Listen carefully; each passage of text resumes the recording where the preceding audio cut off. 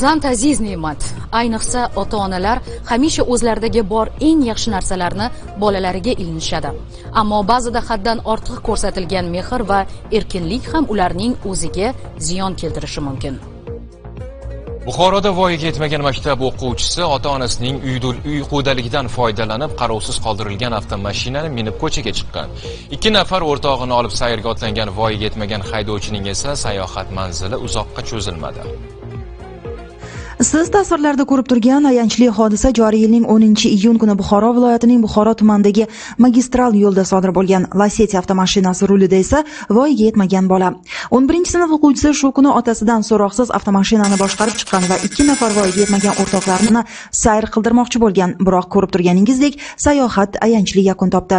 Avtomashina salonida bo'lgan 2 yo'lovchi bolalar ham jiddiy tan jarohati bilan kasalxonaga yotqizilgan. O'tib ketaman deb o'yladim, qaytdi-da. Urib ketdi-da. Urilib ketdi. Haydovchilik guvohnomasi olganmisiz? Yo'q, 17.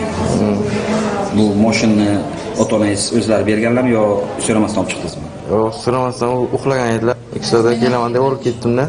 Biz hamisha rul boshqaruvida bo'lgan bolalarning xatti-harakatlariga ota-onalarni bosh sababchi qilib ko'rsatamiz. Bu bor haqiqat. Chunki avvalo bolasiga avtomashinani boshqarishni begonalar emas, o'z ota-onasi o'rgatadi, qolaversa avtomashina kalitini ham o'z qo'llari bilan topshirib qo'yishadi.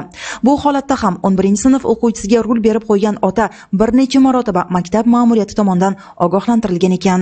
Joriy yilning shu davrga qadar jami voyaga yetmagan mana fuqarolar o'rtasida jami 3 ta yo'l transport hodisasi qayd etildi.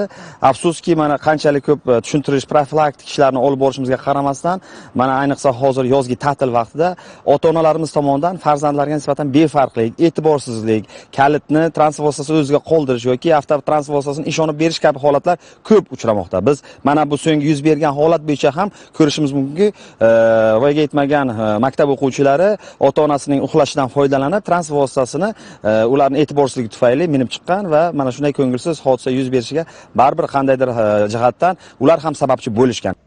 Avariya oqibatida Lacetti hamda Gazelle rusumli avtomashinalarga jiddiy texnik zarar yetgan va jarima maydoniga joylashtirilgan. Aldagi yo'l harakati qoidalarini buzgani uchun haydovchi va voyaga yetmagan shaxsga rul boshqaruvini bergani uchun ularning ota-onalari esa tegishli tartibda jazoga tortilishi aniq.